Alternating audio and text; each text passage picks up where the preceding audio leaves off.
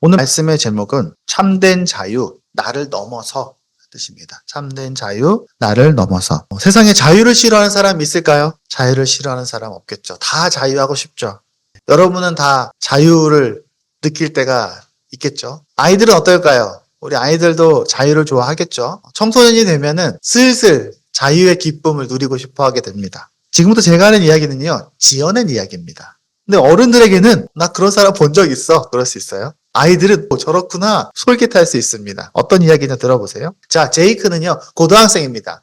자유를 갈망하는 고등학생이에요. 아이는 항상 생각합니다. 자유하고 싶어. 자유하고 싶어. 답답했던 거죠. 하지만 자유할 수 없으니까 고등학교 때까지는 보통 고민을 합니다. 그러다가 그는 졸업을 했어요.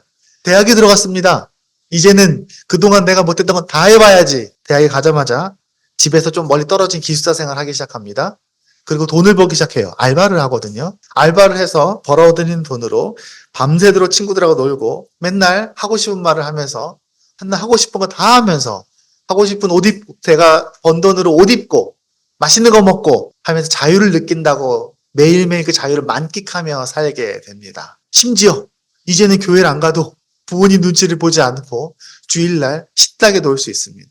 그렇게 하루하루 놀고 한 달이 지나고 두 달이 지나고 세 달이 지나고 신나게 그 자유를 만끽하다가 생각이 조금씩 바뀌기 시작합니다. 매일 밤 새벽 2시, 3시까지 신나게 친구들하고 밤새 술도 마시고 놀고 했더니 이제는 커피를 마셔도 수업에 집중할 수가 없는 거예요. 이 젊은이들의 체력도 한계가 있거든요. 게다가 당연히 성적도 떨어지기 시작합니다. 시험을 봐도 마음대로 안 나옵니다. 또 알바로 벌어들인 돈들은 매일매일 그렇게 신나게 친구들하고 놀다 보니까 점점 바닥에 났습니다. 돈도 별로 없어요. 그리고 내가 내 마음이야. 내가 마음대로 할 거야.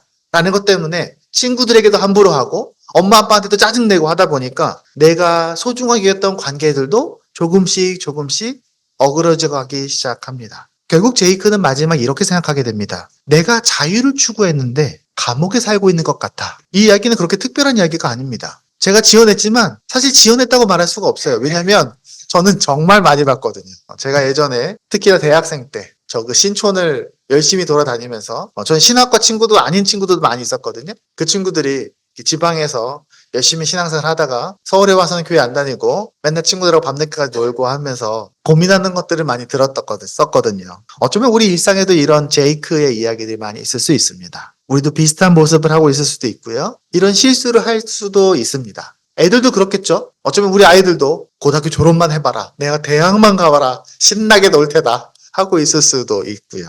자유는 중요한 가치입니다. 자유에 대해서 얘기를 하자면요. 한도 끝도 없어요. 서점에 가면요. 자유에 대한 책만 어마어마하게 깔려 있습니다. 좋은 글도 인터넷에 많아요. 인터넷에 가면요. 자유에 대한 멋진 글들이 많습니다. 유튜브 가면요. 자유에 대한 영상도 정말 많아요. 인류의 역사를 살펴보면요.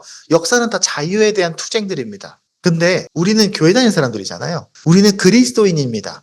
우리가 무엇을 생각할 때에 물론 세상에 되게 자유에 대한 멋진 말들도 많고 멋진 책들도 많지만 우리가 그리스도인이라면 우리가 무언가를 생각할 때에 그래 저 말이 참 좋은데 하나님은 뭐라고 말씀하시지? 가 되게 중요합니다. 우리는 그걸 먼저 생각해야 되는 사람들이에요. 같은 자유에 대한 말을 하더라도 성경이 말하는 것이 무엇인가 생각해 볼 필요가 있습니다. 그게 바로 우리가 오늘 함께 읽어봐야 할 바로 이 말씀입니다. 제가 다시 한번 읽어보겠습니다. 모든 것이 다 허용된다. 뭡니까? 여러분에겐 자유가 있어. 이 얘기입니다. 사람들은 말합니다. 근데 다 유익한 건 아니에요. 너무 맞는 말이죠? 너희는 자유가 있어. 근데 너희가 아무거나 다 해야 한다고 그 일들이 다 유익한 건 아니야. 그쵸? 난 자유롭게 하지만 또 모든 것이 다 허용된다고 사람들은 말하지만 모든 것이 다 덕을 세우는 것은 아니야. 덕은 뭡니까? 서로 함께 기뻐하는 걸 말하는 겁니다. 평화가 임하는 겁니다. 그런 건 아니라는 거예요. 너희에게 자유가 있지만 그게 덕을 세우지 못할 때도 있어. 남 보기에 안 좋을 수도 있어.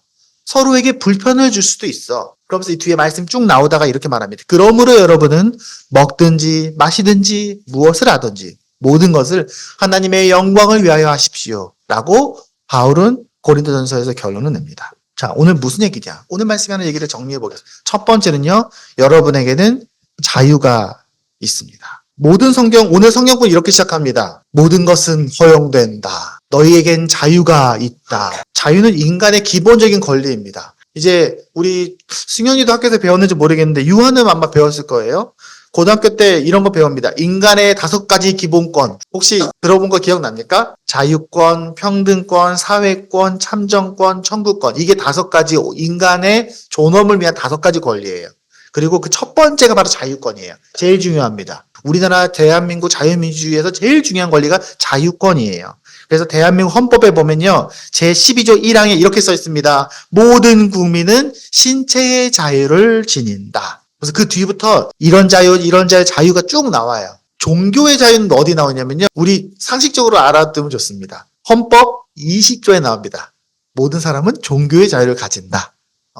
그러니까 우리가 여기 교회에서 예배 드릴 수 있는 거예요. 만약에 우리나라 헌법에 우리는 종교의 자유가 없다. 그러면 우리 여기서 조용히 숨어서 예배 드리던가 아니면은 어디 잡혀갈 수도 있습니다. 우리나라 헌법이 자유권을 정의하고 있는 거예요. 근데 많은 사람들이 교회 다니면 이런 생각합니다. 아니, 교회 다니면요. 해야 되는 것도 많고요. 하면 안 되는 것도 많고요. 그래서 저는 자유가 제한되는 게 싫어서 저는 교회 안 가요. 교회 못 가게 했어요. 라고 말하는 사람들도 많습니다. 저도 그렇게 생각했었어요. 어떤가요? 여러분도 그런 생각하나요? 여러분도 그런 것 같아요? 여러분도 우리 교회가 좀 너무 자유를 제한한 것 같습니까? 안 그러려고 저도 노력을 하는데, 근데 성경에는요, 그렇지 않아요. 성경에는요, 자유에 대한 내용이 되게 많습니다. 우리가 자유하기를 바라신다는 말씀이 되게 많아요. 오히려 성경은 우리를 자유하게 하는 책입니다. 그 첫 번째가 바로 우리의 죄와 왜곡된 욕망으로부터의 자유입니다. 자, 여러분 일주일을 한번 돌아보세요. 지난 일주일 여러분 생각해 보세요. 여러분이 해야 했던 것들 많죠? 해야 될 것도 많고 여러분에게 하라고 하는 사람도 많습니다. 여러분의 부모님들, 우리 아이들 생각해 보세요. 엄마가 이거 해, 아빠가 이거 하지 마. 이런 거 많죠? 나 이거 하기 싫은데, 나 이거 하고 싶은데. 그럴 때 많죠? 학교 가면 어떻습니까? 선생님이 여러분의 제재하죠? 또 우리 어른들은 직장 가면 윗사람들이 제재를 합니다. 네. 그런데 만약에 아무도 여러분을 보지 않는다고 생각해 봅시다. 나를 제재하는 사람이 아무도 없어. 내가 제일 높아. 아무도 나에게 뭐라고 하지 않아. 우리 엄마 아빠도 없어. 직장 상사도 없어. 그럼 여러분 자유롭게 살 수 있을까요? 여러분 자유롭게 살 수 있을 것 같으세요? 우리가 정말 자유할까요? 아니요, 안 그래요. 우리는 벗어나지 못하는 게 있어요. 인간에게는 못 벗어나는 게 너무너무 많아요. 우리는 우리의 죄성, 우리의 욕망, 우리의 거짓된 허영심에 매여 삽니다. 사람들은 아무도 뭐라고 하지 않아도 자기 안에 있는 그 죄성에 끌려다닙니다. 거기에 성경에 써 있습니다. 너는 죄의 쇠사슬에 매여서 사는 거야. 이렇게 써 있어요. 여러분의 마르지 않는 욕심들, 여러분은 지구 전체를 다 가져도 마르지 않는 욕심을 채울 수 없어요. 가지고 싶고, 하고 싶고, 경험하고 싶고, 돈과 명예와 권력들을 얼마나 많습니까? 여러분은 그걸로부터 자유로울 수가 없어요. 사람은 자유로울 수가 없다니까요. 그래서 그걸 못 참으면 어떻게 됩니까? 문제가 되는 겁니다. 성경은 우리에게 말해요. 뭐라고 말합니까? 그리스도께서 우리를 해방시켜 주셔서 자유를 누리게 하셨습니다. 그러므로 굳게 서서 제발 다시는 죄의 종살이의 멍에를 매지 마십시오. 예수 그리스도가 십자가에 못 박혀서 우리를 자유하게 했습니다. 그러니까 말하는 겁니다. 너희 이제 자유할 수 있어. 그러니까 제발 좀 자유롭게 살아. 너희 안에는 죄의 욕망, 거짓된 착각들, 제발 거기서 자유롭게 좀 살아. 할 수 있어. 왜? 너희가 그렇게 자유롭게 살 수 있기 위해서 내 목숨을 버렸어. 대신. 그러니까 내가 대신 죄의 멍에를 맸으니까 자유롭게 살아. 여러분, 제발 죄로부터 자유롭게 사십시오. 여러분 죄 안 지을 수 있어요. 여러분 더 거룩하게 살 수 있어요. 더 건강하게 살 수 있어요. 더 멋지게 살 수 있어요. 세상의 거짓된 쾌락과 욕망으로부터 자유하게 살 수 있어요. 누구 때문에? 예수 그리스도 때문에. 그것만 있습니까? 여러분 세상의 기준으로부터도 자유할 수 있습니다. 여러분 사람들은 서로 얼마 맵니다. 야, 이렇게 해야 되는 거야. 저렇게 해야 되는 거야. 사람들의 기준과 세상 시선에 우리는 매여 삽니다. 저 사람이 나를 어떻게 볼까? 나 이렇게 해야 될 것 같은데? 물론 거기엔 좋은 것도 있어요. 예를 들면 우리가 버스를 탈 때 어르신들이 오거나 임산부가 타면 자리를 양보해 주죠. 그거는 그 사람의 마음을 헤아리기 때문에 그런 거예요. 하지만 사람들의 시선, 평가, 또 TV 광고에서 저거 안 사면 안 될 것 같고 우리는 굉장히 많은 유혹과 거짓 속에 삽니다. 더 높은 곳에 올라가야 될 것 같고 더 좋은 옷을 입어야 할 것 같고 더 그럴듯하게 살아야 될 것 같고 우리 집은 다른 집보다 좀 가난하니까 뭔가 내가 위축되는 것 같고 그런 수많은 시선들에서 우리는 올가매어 삽니다. 하지만 그리스도인은요. 내 삶을 평가하고 정의하는 존재가 오직 하나님 한 분뿐이라는 걸 압니다. 여러분도 그렇습니까? 여러분 혹시 여러분의 주위에 누군가가 너 필요 없어. 너 이제 쓸모없어. 넌 패배자야. 너는 금수저다. 넌 흙수저잖아. 너는 희망이 없어. 너는 살아. 라고 말할 때 뭔 소리야? 나를 평가하는 건 하나님밖에 없어. 네가 뭔데 내 인생을 평가해? 내 삶이 잘한다 못한다는 너가 하는 게 아니야. 내 하나님이 나를 평가하시는 거야. 라고 말할 수 있겠습니까? 여러의 삶의 위기의 순간에 마음이 두려울 때, 답답할 때에 세상이 혹은 우리가 지난주에 얘기했던 것처럼 여러의 마음속에 있는 목소리가 우리를 부정적으로 말할 때 조용히 해. 필요 없어. 조용히 해. 나에게 말씀하시는 건 오직 하나님 한 분뿐이야. 라고 말할 수 있겠습니까? 과연 세상의 기준으로부터 여러분 자유할 수 있겠습니까? 성경은 말합니다. 자유할 수 있어. 더 자유하게 살 수 있어. 마음껏 살아. 쓸데없는 소리 들으면서 살지 마. 라고 말합니다. 성경이 뭐라고 말합니까? 내가 지금 사람들의 마음을 기쁘게 하려고 사고 있습니까? 아니면 하나님의 마음을 기쁘게 하려고 하고 있습니까? 아니면 사람의 환심을 사려고 하고 있습니까? 내가 아직도 사람의 환심을 사려고 하고 있다면 나는 그리스도의 종이 아닙니다. 하면서 바울은 답답해합니다. 또 이런 것도 있습니다. 사랑받고 싶어하는 욕구들로부터 자유하게 합니다. 사람은 누구나 사랑받고 싶어해요. 사람은 본능적으로 사랑받고 싶어합니다. 사람은 태어날 때부터 사랑을 받아야 살아요. 여러분, 동물들도 우울증 걸린다는 얘기를 하죠. 그 얘기는 동물이 사람이랑 같이 살아서 우울증 걸리는 거예요. 야생에 사는 동물들은 우울증 걸리지 않아요. 사람의 집에 동물이 한 마리밖에 없으니까 우울증 걸리는 거예요. 그래서 강아지를 키울 때 걱정하잖아요. 집에 혼자 두면 우울증 걸릴까봐. 하지만 그 강아지가 원래 야생 속에서, 물론 강아지는 원래 늑대였으니까, 늑대 무리로 같이 살다면 우울증 걸리지 않겠죠. 늑대는 절대로 혼자 살지 않아요. 늑대는 무리 생활을 해요. 그래서 우리가 동물이 우울증 걸린다라고 말하는 동물들은 원래 자연 속에서는 무리 생활하는 동물들입니다. 하지만 사람들은 달라요. 사람은 원래 태어날 때부터 처음부터 사랑을 받고 싶어하는 욕망을 갖고 태어났어요. 왜? 하나님 우리 그렇게 만드셨거든요. 하나님 자체가 사랑이시니까. 그래서 여러분 사랑받고 싶죠? 여러분 SNS에, 페이스북에, 인스타그램에 친구들이 좋아요 눌러주고 댓글 달아주고 하면 기분이 좋죠? 아이들은 뭔가 착각하고 있어요. 진짜 사랑받기를 원하지 않고 SNS에 친구들이 하트를 눌러주면 그게 자기가 사랑받는다고 착각해요.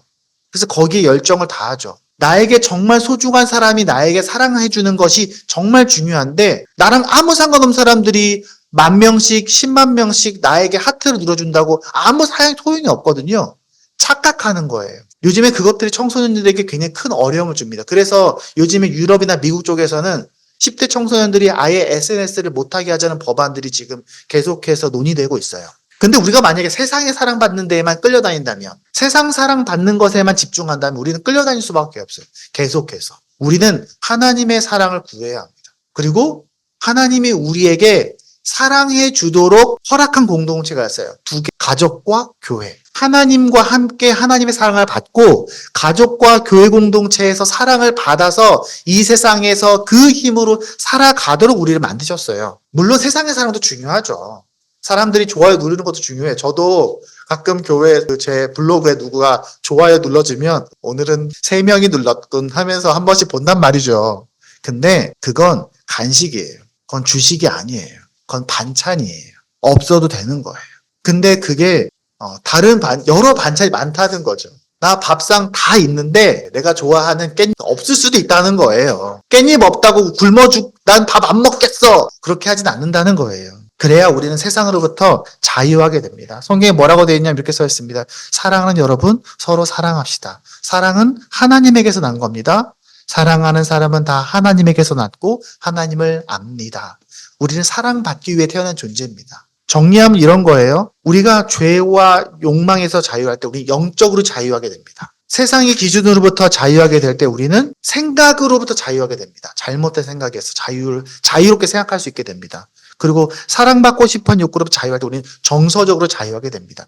그래서 성경 말합니다. 제발 자유롭게 살아. 제발 좀. 그게 성경이 말하는 겁니다. 근데 이게 다가 아니죠. 우린 다 알고 있어요. 왜? 이게 다가 아니라는 거. 우리 아이들도 알아요. 우리 아이들도 설교 때 그 얘기했어요. 똑같은 얘기했어요. 여러분, 내가 막 자유롭게 내 마음대로 행동하면 돼요? 안 돼요? 안 돼요. 다 합니다.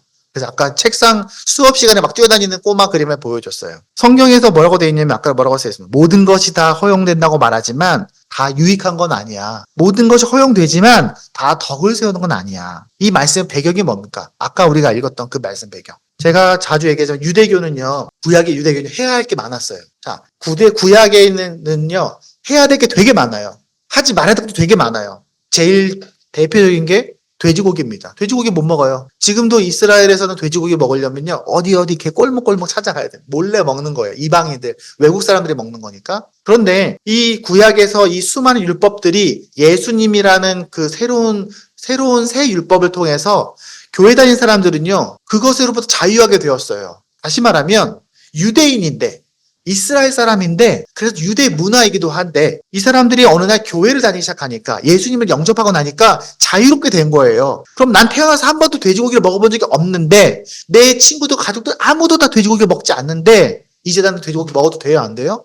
먹어도 돼요. 근데 먹는 게 참 눈에 잘 보이잖아요. 그래서 교회에서 문제가 된 거예요. 고린도 교회에서. 그래서 지금 이 이야기를 하고 있는 겁니다. 사람들이 말하는 거죠. 야, 너 왜 돼지고기 먹었어? 야, 너 왜 제사 드린 음식, 이방인에게 제사 드린 음식 왜 먹었어? 제사상에 올라간 음식 먹으면 안 되잖아. 그래서 막 서로 싸우기 시작합니다. 근데 이렇게 얘기합니다. 나 자유로워. 내 맘이야. 난 예수 그리스도로부터 자유로워졌는데 난 돼지고기 먹어도 돼. 야, 너 아직도 그거 몰라? 나는 돼지고기 먹어도 되고 제사 음식 먹어도 돼. 나는 아무런 거리낄 것이 없어. 라고 말하면 사람들이 뭐라 할까요? 마음이 상하겠죠. 아직 그걸로부터 자유롭지 못한 사람들이 교회에 많았기 때문입니다. 근데 성경이 이렇게 말하는 거예요. 그래, 맞아. 네 자유야. 근데 그게 서로에게 덕이 되지는 않아. 왜냐하면 첫 번째는요, 이런 생각해봤습니까? 우리는 기억해야 됩니다. 하나님이 나에게 자유를 주셨지만 나에게만 주신 게 아니에요. 하나님 나에게 자유 주셨는데 우리 산에게도 자유를 주셨고요, 제 아내에게도 자유를 주셨고요, 우리 우연에게도 자유를 주셨고요, 대응에도 자유를 주셨어요. 근데 우린 다 다르죠? 우린 개개인마다 다 달라요. 또 믿음도 다를 수 있어요. 가치관도 다를 수 있어요. 지식이 좀 다를 수도 있어요. 여러 가지 연약함도 있습니다. 완벽하지 않잖아요. 그럼 어떻게 될까요? 내 자유와 누군가의 자유가 부딪힙니다. 그래서 우리는 항상 함께 자유할 수 있는 방법을 찾아야 돼요. 그리고 그건 당연히 서로를 이해하고 배려하는 데에서 시작해야 됩니다. 너무 당연하죠. 너무 당연하죠. 채식주의를 만났어요. 우리가 만약에 채식주의자를 베지테리언을 만났습니다. 그럼 어떻게 됩니까? 같이 채식주의를 하면 돼요. 그 사람하고 밥 먹을 때는.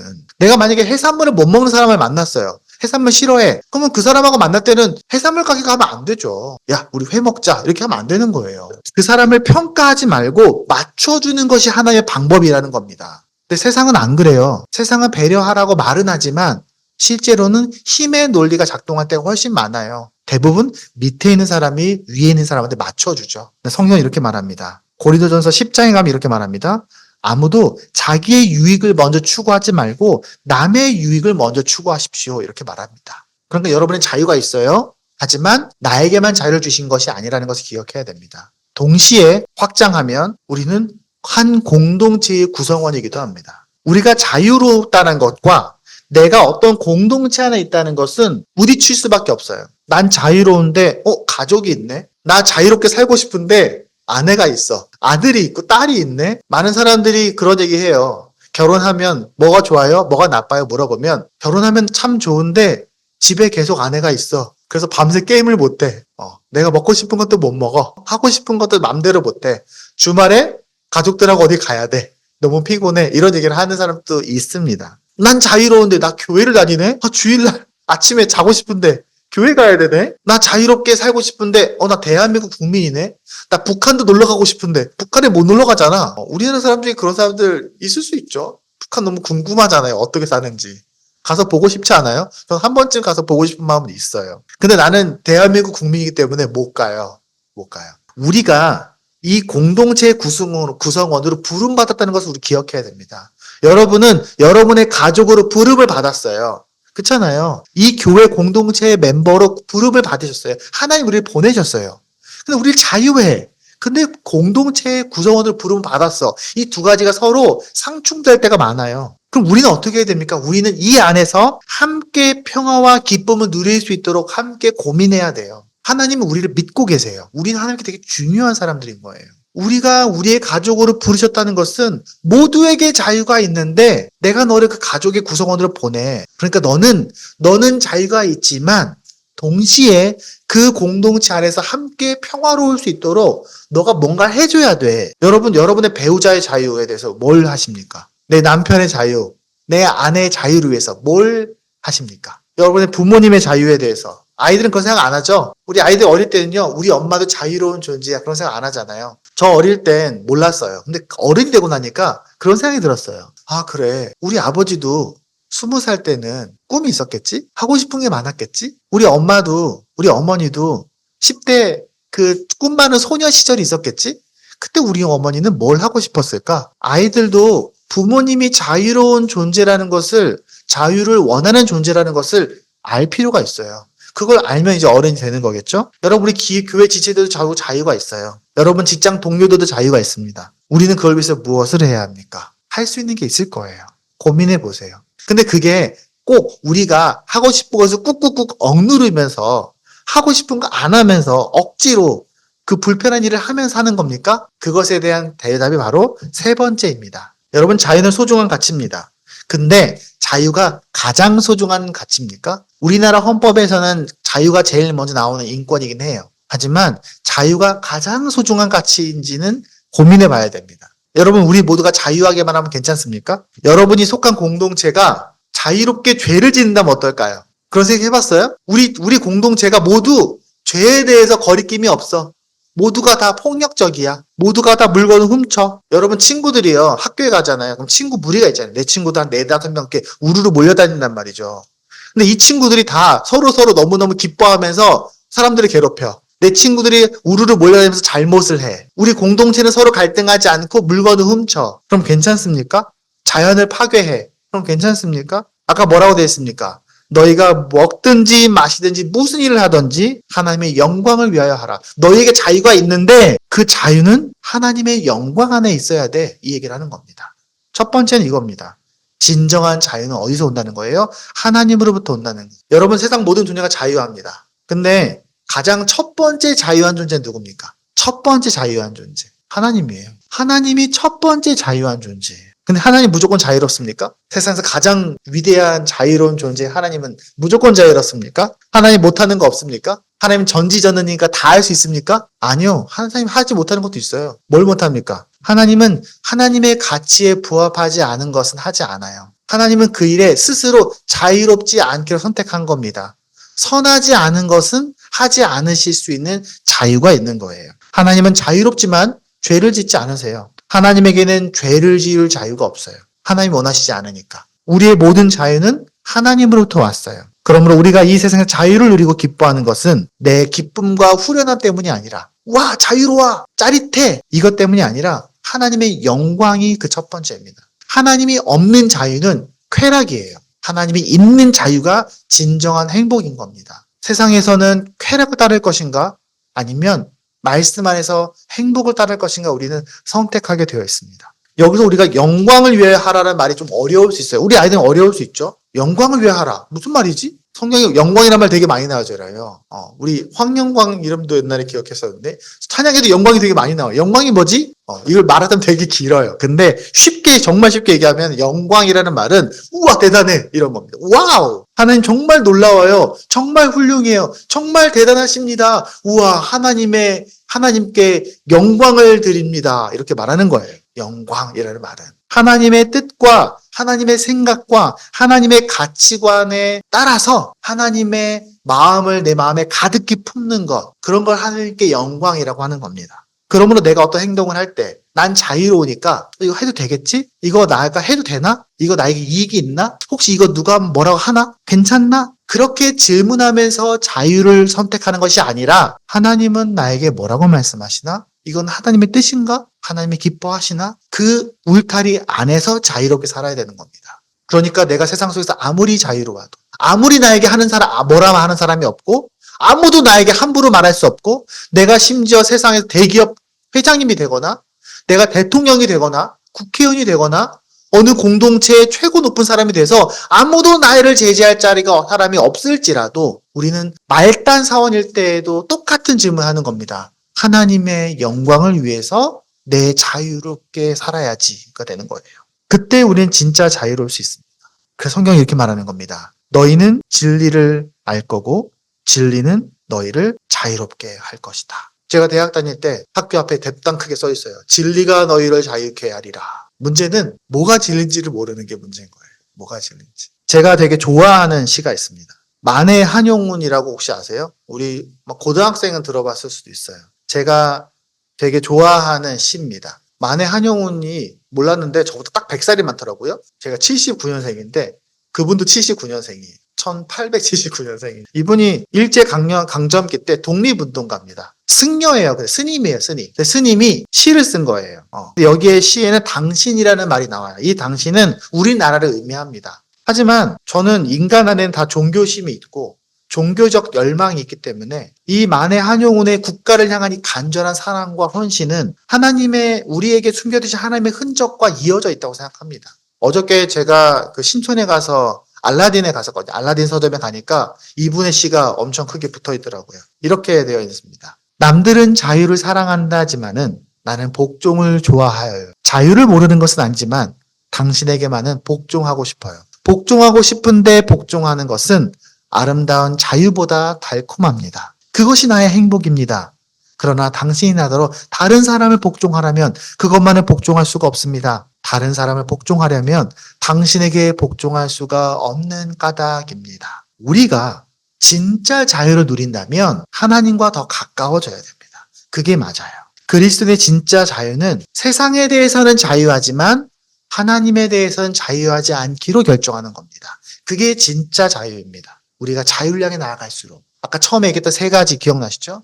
그것들로부터 자유하게 되어 갈수록 우리는 더 하나님께 가까이 가게 된다는 겁니다. 그리고 그것이 우리를 진짜 자유하게 합니다. 어저께 제가 올림픽을 아내랑 같이 봤어요. 최근에 요즘에 올림픽 때문에 정신이 없죠? 어제 보니까 클라이밍을 하시더라고요. 높은 벽에 이렇게 경사가 이렇게 되어 있는데 정말 조그마한 걸 이렇게 잡고 발로 디디고 올라가는 거 너무너무 정말 가슴 조마조마하게 봤습니다. 굉장히 높이 올라가요. 근데 그렇게 높이 올라가다가 사람들이 막 응원하고 난리 나죠? 근데 떨어지게 되잖아요. 막 10m도 훨씬 넘는 것 같은데 툭 떨어집니다. 그러면은 옆에서 아내가 어머나 합니다. 우리 걱정하지 않아요. 왜 걱정하지 않습니까? 몸에 끈이 묶여 있어요. 올라가면서 계속 하는 거예요. 하나 올라갈 때마다 새로운 곳에 고리를 겁니다. 그것을 걸 때마다 떨어져도 안전한 거예요. 만약에 클라이밍 선수가 나는 자유로우니까 그 끈으로부터 자유하겠어 라고 말한다면 안 되겠죠. 가장 자유로운 것 같은 클라이밍 선수도 그 끈 하나는 반드시 유지합니다.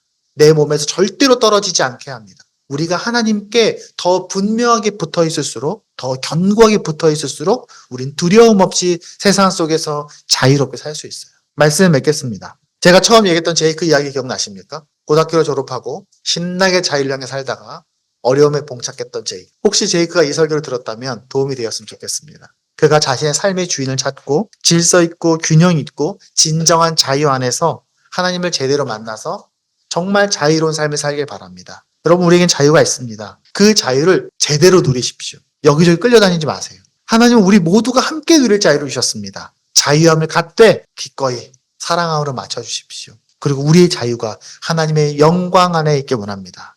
그게 우리가 진짜 자유를 누릴 수 있는 근본입니다. 이 생각이 세상 사람들이 말하는 자유와 우리가 말하는 자유가 다른 지점입니다. 저도, 우리도, 특히 우리 아이들이 그러하길 바랍니다. 우리가 만나는 사람들에게 우리가 갖고 있는 진짜 자유를 설명해 줄 수 있고 보여줄 수 있는 우리가 되기를, 그렇게 해서 우리가 선한 영향력을 보여줄 수 있는 우리가 되었으면 좋겠습니다. 함께 기도하겠습니다.